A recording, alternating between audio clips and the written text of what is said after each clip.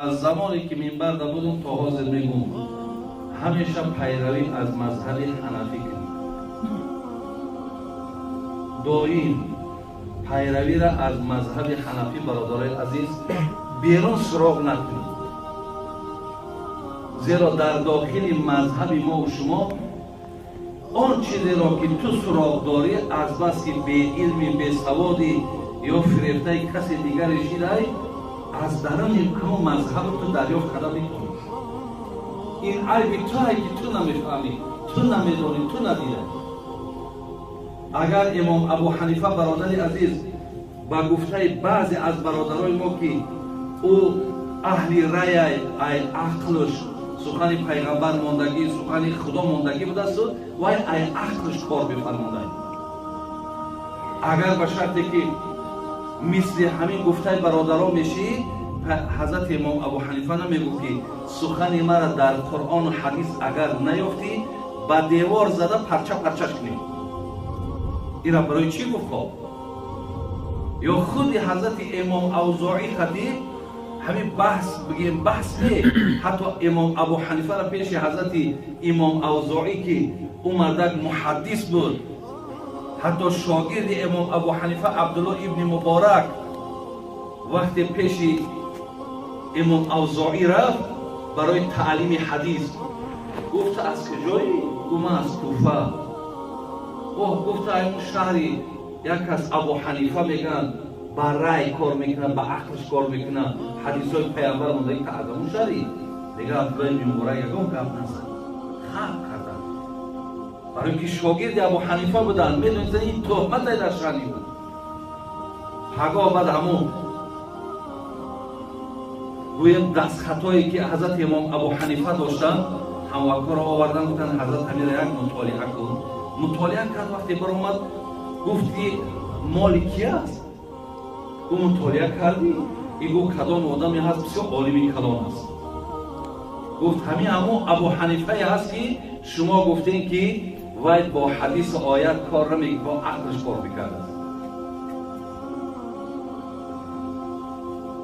برای بسیار مسئله بود. حتی محمد باقر کتیم نبیره پیغمبر ما کتیم حتی روبرو شیدن، همون دارن برده سیاش کردن. گفتن ابو حنیفه از رایش، از عقلش، از شغلکی خودش استفاده میبرد. محمد باقر گفت ای مردک خود، تو سخن بابای من ماندگی به عقل کار میکنی.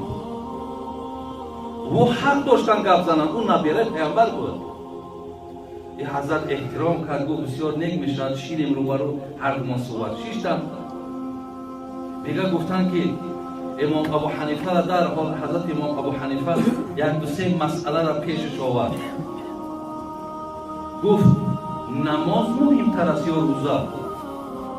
ابو حنیفه محمد باقر را گفت کدامش مهمتر است؟ و البته نماز مهمتر است. گفت اگر من به عقل کار میکردم برای زنکایی که حیض میبینن،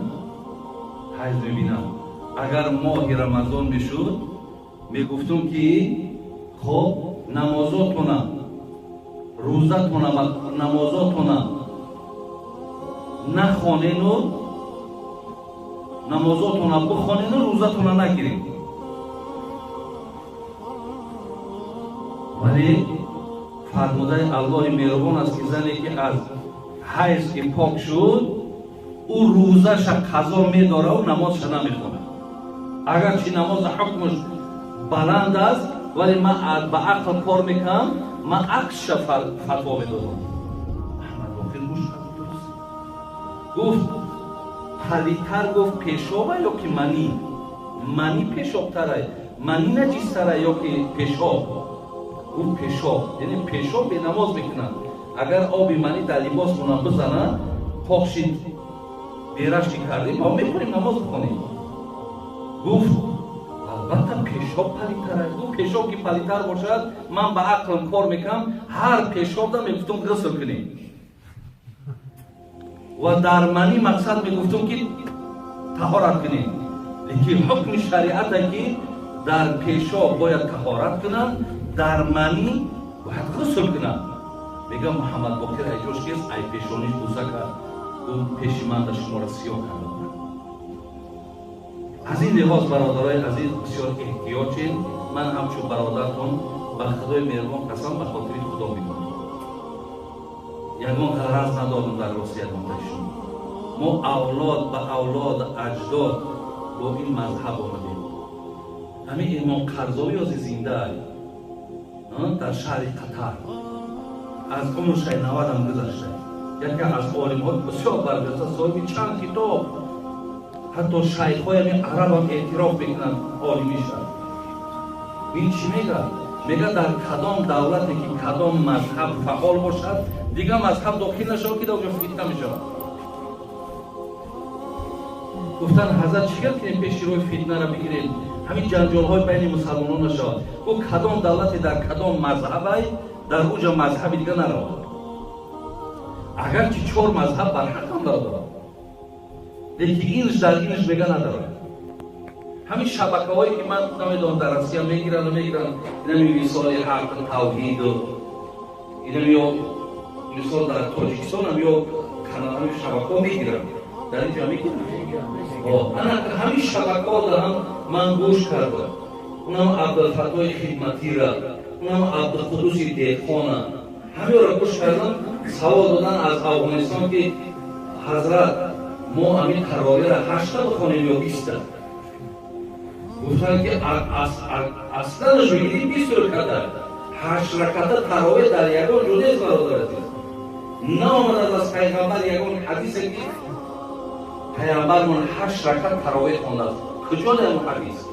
او حدیثی که 8 رکعت را برادرها بعضی ها میارن او ای نماز تهجد است. او خودش هم در باب تهجد آمد. باب تراویح خودش مخصوص باب است که سخن حضرت عمر را میارد که در زمان خودش آمد مردم هم که جمع شده که هر کی تراویح را جدا جدا میخوان. حضرت عمر گفت اوبیه ابن کعب است، یعنی حافظ قرآن همون زمان پیامبر من حتی گفت هستن. گفت حضرت پیش خودم درمت 20 رکعت ای پشتش حضرت علی، حضرت عثمان، حضرت عبدالله بن مسعود، جمعی اصحابی که همه عالم و همه صاحب مرتبه بودن ای پشت حضرت نماز خواندن. 20 رکعت خواندن. اونها برادرای عزیزی طریق نمی‌ترسیدن که یکی اگر ما بازی بگیم حضرت عمر توی را ایجا آوردی حضرت عمر حکم قتل شد را و از هیچ که حذر نداشتن. کسی سنت پیغمبر از ذره اگر یگان ایواز میکرد به خدا باور کنید او را احوالش خیلی بد بشید، ولی یک کس اعتراض نکرد.